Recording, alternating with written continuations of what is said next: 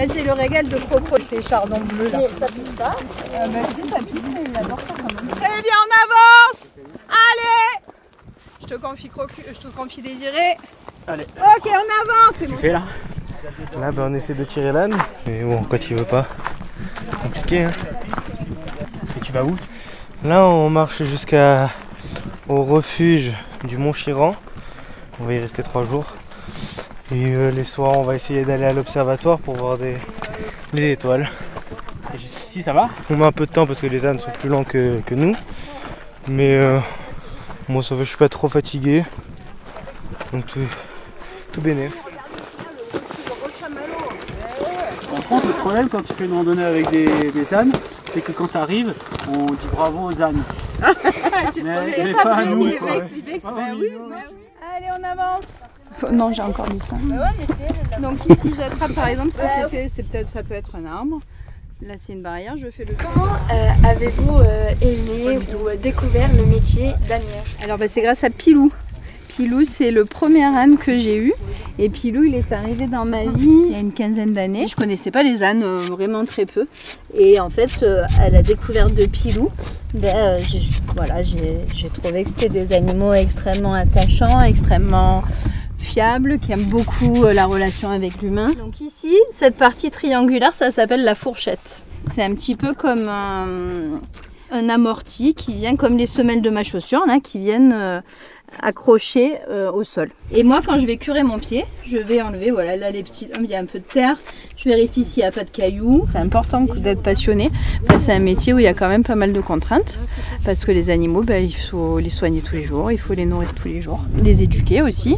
Ça vous prend tout ça combien de temps par jour? Il y a les soins, il y a la rando, mais il y a aussi, comme toute entreprise, la compta, la prise de rendez-vous, les contacts avec les clients, les projets à créer. Donc je travaille 12 heures par jour. Tu vois, tu fais pas un coup sec, tu le pousses comme ça. Tu vois, comme ça, si je te pousse comme ça, toi tiens, voilà. Allez, vas-y, fais comme ça. Allez, faut insister parce que lui, il s'en fiche, il a pas envie de te le donner, il trouve que ça sert à rien. Ah putain. Tu commences par où? Par en haut. Par en haut. Le site ici a été créé par le CNRS à la fin des années 60 et ils sont partis à la fin des années 80 parce qu'ils n'avaient rien trouvé ou parce qu'ils voulaient aller chercher ailleurs. Et du coup, c'est une association qui a récupéré le site pour faire de la vulgarisation sur les étoiles. Alors ici, on va aller voir la chambre des garçons et ici, on a la chambre des filles. J'ai optimisé le trajet boulot-dodo. Ma chambre est là. Et mon boulot est là.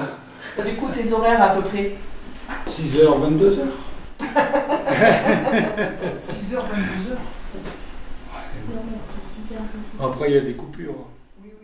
Donc c'est le petit lavabo, on peut se laver les mains, se brosser les dents et faire ses petites toilettes si on a besoin. Voilà. Les douches. Comment vous les prenez? Comme je te disais, c'est un refuge atypique. Il y a un refuge sur un sommet. Donc forcément, on a des problèmes d'eau. Toutes les gouttières arrivent dans une citerne. Donc on stocke l'eau de la pluie de l'hiver et puis on arrive à prendre des douches. Mais bon, vous, sur un refuge comme ça, vous n'avez pas de douche, on n'a pas assez d'eau. Et salle de jeu, salle de repos, voilà, salle de vie, on partage. Et effectivement, vous voyez, là, vous avez la cuisine, un petit espace de stockage, et puis après, il y a un appartement de Nicolas. On est en site isolé, oui, il faut savoir faire un peu tout faire. Bricolage, électricité, menuiserie, système solaire. Cuisine. infirmière. Voilà, aussi. Il est 17h05. 17h, moi je pense que jusqu'à 6h, vous avez une grosse heure. Voilà, pour vous poser tranquille. Mais il y a énormément de personnes qui passent. Et si tu n'aimes pas le contact humain, il ne faut pas faire ce métier. Dans un endroit isolé, mais tu n'es pas seul. À jamais. C'est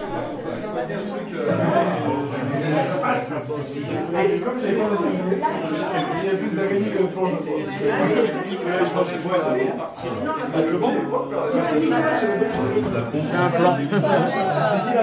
Quand je l'ai vu lâcher ses affaires dans le lit, je dis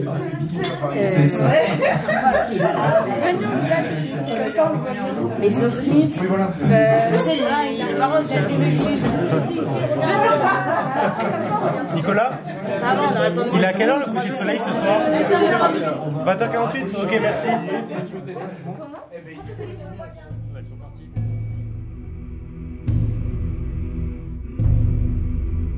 Donc là, je vais vous proposer de prendre un temps justement pour se mettre dans la peau des animaux, ok? Et on va faire une petite balade sans lumière, tout seul. De toute façon, il y a Julien de l'autre côté, donc il y a zéro risque. T'es chaud pour commencer? Allez, c'est parti.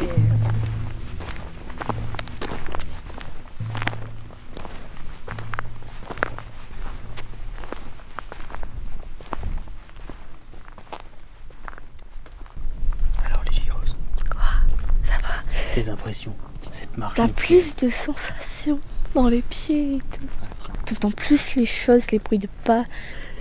Et genre, même le vent, c'est agréable dans les cheveux. Vous avez vu la lune? Mais elle est rouge. Ouais. Ah, c'est magnifique. J'allais à gauche, mais c'était pas le chemin. Tu t'es trompé. Ouais. Alors, impression? C'était super. On voyait rien et on marchait, genre. On se faisait pas de questions. Et comment t'as réussi à te repérer? Grâce au chemin blond, les cailloux. Nos yeux ils s'habituent un peu à l'obscurité et maintenant on se distingue quand même bien. Non, oui, ils prennent trop de temps à s'habituer. Là, c'est pas encore acquis. Ah ouais, mais quand ça va, même, moi, je suis On a d'habitude. Vous avez vu que naturellement vous vous êtes mis à chuchoter, à parler tout doucement.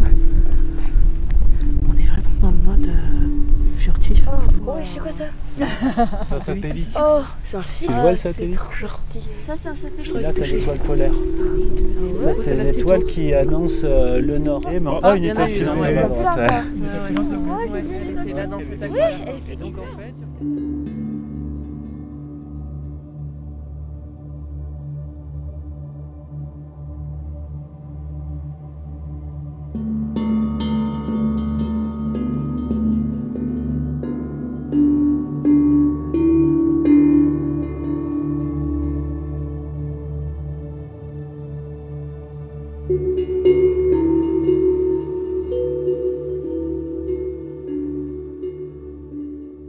Suivre le sentier qui longe le portail de Vdieux, arriver sur le petit replat ici pour arriver au premier quart de la paroi. Et à ce moment-là, il y a une sente qui est cairnée, donc avec ces tas de cailloux là, qui nous permet de reconnaître le... Moi, je suis accompagnateur en montagne. J'ai une obligation d'avoir dans mon sac tout ce qui est nécessaire à aider à la progression des gens. Donc sur des sentiers, je n'ai pas le droit d'aller sur des glaciers par exemple, des choses comme ça. Et j'ai l'obligation d'avoir tout ce qu'il faut pour organiser des secours ou soigner un peu les gens. Comment ça fait pour tout tenir en fait dans le sac? C'est un gros sac. Hein. C'est un sac que tu peux prendre pour des randonnées de plusieurs jours, on peut appeler un trek, mais c'est aussi un sac qu'on peut utiliser à la journée quand on fait des animations scolaires. Et quand tu as des animations scolaires, tu as beaucoup de matériel pédagogique. En latin, c'est lavandula, et parce que les anciens, c'est pas qu'ils se lavaient avec, c'est qu'ils se parfumaient avec. Et comme ça, comme ils sentaient bon, ils avaient l'impression d'être propres. Quoi. Ils en font pas des huiles essentielles avec la lavande? Est-ce que tous ces objets, enfin surtout on va dire la corde et tout ça, ça vous a déjà servi à quelque chose? Non, il y a pas mal de choses dans la trousse de secours, le compressif, l'adrénaline, tout ça j'ai jamais utilisé. Après tout ça, t'es pas à l'abri de ne pas l'utiliser un jour, mais par contre il y a quelque chose qu'il faut pas oublier, c'est le contact que tu as avant la rando, la sortie. Expliquer ce qu'on va faire, ça permet de faire une sélection. Les gens, ils savent ce qu'ils... Bah ouais, quand même. Ok, bravo, merci. Merci. Bah oui, bravo. Bravo aux jeunes. Touché le sommet. Dépassement de soi. Un beau sentier, ouais. On a réussi. Impression, Denise? Ça va, c'était bien. Maë? Ouais. Alors? Dur la montée ou quoi? Impossible. Bah si, regarde, t'y es. Oui, mais mentalement impossible. 1, 2, 3. Cheese. J'ai une dernière question. Pourquoi tu fais ce métier? Parce que j'adore ça. Parce que j'adore balader, parce que j'adore emmener des gens, des enfants encore plus, et faire découvrir des endroits où on n'aurait pas l'occasion qu'ils n'auraient pas l'occasion de faire, tu vois.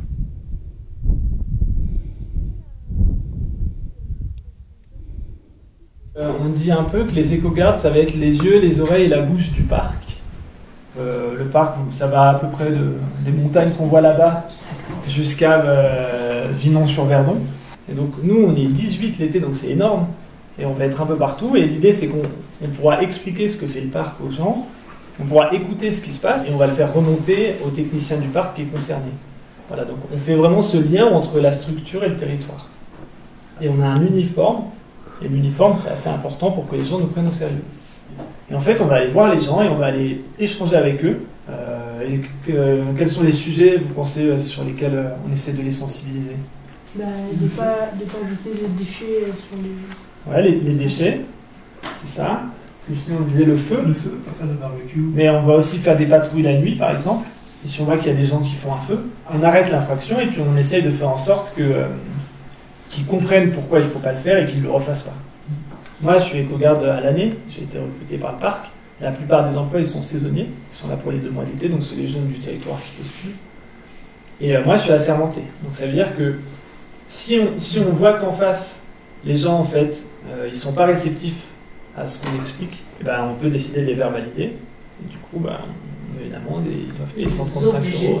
On les oblige à respecter la loi. Voilà. C'est pas la majeure partie des interventions qu'on fait, mais ça arrive. Donc ça, c'était un peu la première partie de ma mission. C'est ce que je fais, on va dire, 6 mois dans l'année, 5 mois, la partie estivale. Et après, le reste du temps, je travaille sur le pastoralisme. Vous voyez ce que c'est la transhumance ou pas, par exemple? Oui. C'est quoi la transhumance? C'est quand tu vas de un vent à un vent. Ouais. En mai, par exemple, là, il va y avoir de l'herbe partout dans les plaines. Donc les troupeaux, on va les mettre dans les plaines et ils vont manger l'herbe. En juin, ça va encore. En juillet, l'herbe en montagne, elle a bien poussé. Et en fait, en plaine, il fait tellement chaud que l'herbe, elle a cramé, quoi. Elle est devenue jaune, elle ne vaut plus rien. Et du coup, bah là, hop, on monte les troupeaux dans les montagnes basses, puis ils mangent l'herbe de juillet, puis après, ils montent en août dans les montagnes un peu plus hautes. Voilà, donc l'idée du pastoralisme, en fait, c'est une méthode d'élevage où, en fait, le troupeau, il va chercher la ressource là où elle pousse naturellement. En fait, une prairie, elle va avoir tendance à devenir un lieu de broussailles, puis après une forêt. Et donc, nous, ce qu'on essaie de faire, c'est ces zones qui sont totalement embroussaillées, on va les débroussailler pour ensuite qu'il y ait à nouveau l'herbe qui pousse et que les troupeaux puissent y aller. Et si on fait ça, c'est pas uniquement pour donner de l'herbe aux troupeaux, c'est aussi en fait pour la biodiversité. Du coup, avec l'existence des troupeaux, il y a l'existence de tous ces insectes qui vivent ensemble. Et donc nous, en faisant du débroussaillage, on permet en fait de garder ces populations d'insectes importantes, quoi, et d'avoir de l'herbe pour les troupeaux. Et du coup, ça peut faire... ça, c'est un exemple d'action qu'on a fait.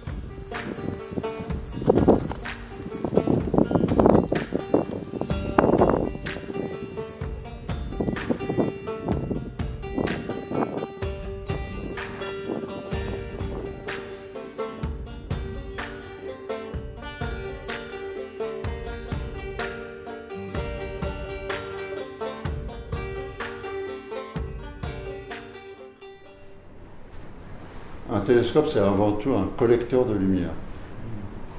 Et que parce qu'on a beaucoup de lumière, on peut jouer sur le grossissement.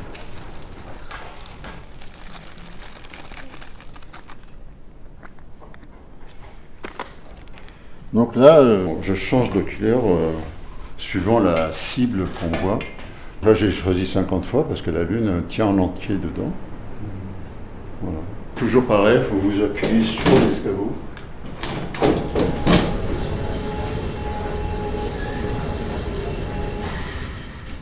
Normalement, les conditions sont excellentes. Vous allez pouvoir tout de suite voir les 4 étoiles.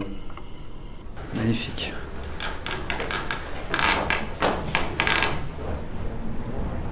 C'est surprenant parce que tu t'imagines pas l'avoir d'aussi près.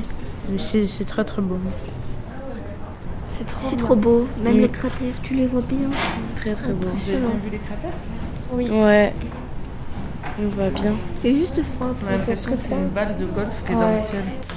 Malheureusement, sous la coupole, il n'y a pas de chauffage.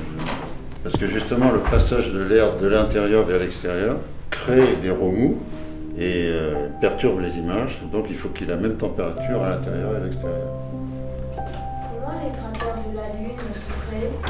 Parce que quand la Lune était un peu mollassonne, là, il y a 3 milliards d'années à peu près, il y a des gros cailloux qui sont tombés dessus et qui a fait des cratères. Tu peux faire l'essai avec du fromage blanc et des noyaux de cerise, par exemple. Tu lances un noyau de cerise dans du fromage blanc et on voit justement la formation du cratère.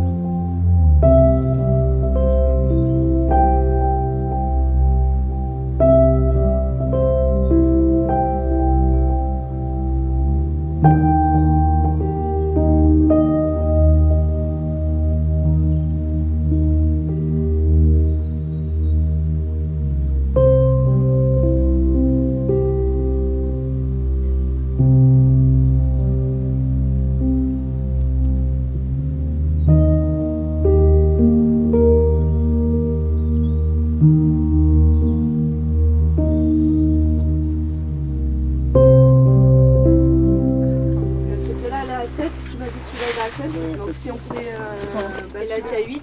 Non, c'est 6. Qu'est-ce qu'ils font là, les guireuses? Ils pèsent les sacs pour équilibrer pour les ânes. Parce que c'est les ânes qui portent le sac à dos et si c'est équilibré, ben, c'est comme si ils allaient tomber plus d'un côté que l'autre. Donc c'est mauvais pour eux, pour leur dos aussi. C'est le départ là en fait, c'est ça? Ouais, c'est le départ, ça va. Ouais. On va voir le berger et après on rentre. J'étais passé à la cabane pour poser mon sac, il était 19 h. Et les brebis étaient juste en haut par où vous êtes arrivés là. Et puis en ressortant, j'ai vu les vautours, donc j'ai couru. Et puis je suis allé voir, il y avait l'agneau qui était encore tiède. Et puis il avait été tiré sur quelques mètres, donc il a été dérangé dans son œuvre, mais il a eu le temps quand même de manger un peu le gigot. Mmh. Donc on sait que le loup est là. Après, normalement c'est pas trop à cette période qu'il attaque, mais voilà, ça arrive. Du coup là t'as un troupeau, est-ce qu'on peut le voir on avance, si on monte un petit peu? On monte un peu sur la butte. Allez, comme ça on le voit. Ouais. Ça fait 6 ans que je suis berger. À la base j'ai un bac +5 en cartographie. Et puis après 2 ans à mon compte, j'ai pas tout quitté, mais berger, ça m'a bien plu et puis j'y suis encore. Là ton terrain de jeu, c'est des lacets depuis le portail là. Ah ouais. Donc le premier plateau Perneis. Ah ouais, quand même. Jusqu'à, vous allez passer tout à l'heure, jusqu'à à peu près 500 mètres après les abreuvoirs de Majestre. D'accord. 4 km de long, 400 hectares. Et le troupeau appartient à une seule personne? Non, c'est le groupement pastoral de Blieux, il y a 3 éleveurs. Bon, moi, élevage viande, c'est pas forcément mon domaine de prédilection, mais bon, faut être réaliste, ça embauche. Ouais, voilà. Donc, voilà. Si jamais les jeunes, là, il y en avait un qui voulait devenir berger, qu'est-ce que tu lui dirais? Déjà, faut aimer les grands espaces, la solitude, faut aimer les animaux. Et puis il faut être en forme physiquement quand même, quand il faut faire l'aller-retour à la coupole parce qu'il y a 2 brebis qui se sont perdues. Les 200 mètres de dénivelé, tu les sens bien, quoi. Et après, non, il faut avoir une bonne condition psychologique aussi parce que tant là j'ai de la visite, mais la plupart du temps tu es tout seul. Et puis aussi le manque de congé, là ça fait 40 jours d'affilée que je dors en moyenne 3-4 heures par nuit. 100 jours off. Voilà, ça j'en suis conscient, mais enfin, c'est quelque chose. C'est quelque chose. Voilà. Après, non, c'est à la fois un boulot où tu as des temps pour toi, où tu es tranquille, mais c'est prenant, c'est 24 sur 24, 7 sur 7 quoi. Donc voilà, faut être polyvalent et puis il faut aimer la nature et être seul. Qu'est-ce qui est dur qu'est-ce que tu as trouvé dur dans le métier? De dormir que 2 heures. Enfin, des fois, il dort 2 heures par nuit. Genre, c'est peu. Et la solitude surtout. Moi j'ai besoin de contact avec les gens, tout ça. La solitude, je pourrais pas. Oui, mais c'est un beau métier. Oui, c'est vrai que c'est un beau métier. Alors, qu'est-ce que tu trouves beau, Venise, dans le métier là? Travailler dans la montagne avec les animaux, dormir dans une cabane, c'est pas un mode de vie que tout le monde a. Donc je trouve que c'est bien. C'est pas un peu ce que tu viens de vivre là? C'est pas pareil. Parce que nous, on était dans un refuge. On est sur le départ. Qu'est-ce que ça te fait? Tu viens de passer quand même 2 jours loin de chez toi? C'était bien pendant les 2 jours. La randonnée, j'ai bien aimé. Après les paysages, les vues panoramiques. Genre le séjour, il passait vraiment vite. Les kilomètres que j'ai fait, je m'attendais pas à tout ça. Franchement, je suis fière de moi, je peux le dire. C'est tellement beau, j'ai pas l'habitude de voir ça tous les jours personnellement. Par contre, je suis un peu déçue parce que j'ai pas vu de planète. Donc c'est un peu ce que je voulais voir de base, mais bon. J'ai quand même vu des étoiles, la lune, très très belle la lune. Et j'ai vu le coucher de soleil aussi, et il était très très beau. Le rando, c'était bien. C'était sympa de faire toutes ces rencontres. On a beaucoup marché, mais c'était magnifique les vues. Puis même, il y avait une bonne ambiance, donc c'était trop bien. Ouais. Est-ce qu'il y a un moment marquant pour toi? Le soir avant d'aller manger, quand on regardait le coucher de soleil et quand on jouait quoi. De promener avec des jeunes, parce que j'en ai jamais fait de promener avec des jeunes. Ouais. Et après quelques passages dans le Grand Mour qui m'ont fait stresser, donc ça, si je devais le refaire, je le referais pas. Quand on a escaladé le Grand Mour, je pensais pas que c'était possible au début, mais après j'ai vu que c'était pas si compliqué. D'accord. Et de ta vie à toi, normale, est-ce qu'il y a des choses qui t'ont manqué là? Non. Me doucher et d'être vraiment propre, parce que là je me sens vraiment sale. Les douches et les toilettes. Les vraies toilettes. Mais ce qui m'a plus manqué, c'est ma famille, évidemment. Tu sais, je peux vraiment pas. Ouais. Et les douches aussi, c'est vraiment un truc qu'on remarque que l'eau courante, tout ça, c'est vraiment important.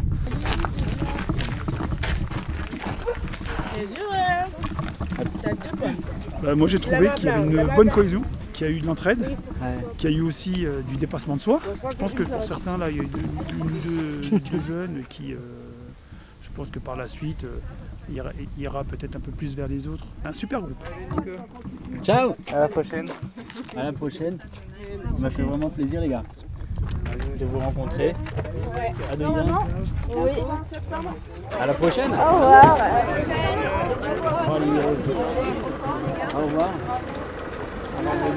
Au revoir. Merci à toi. À bientôt. Julien. Salut. Salut mec.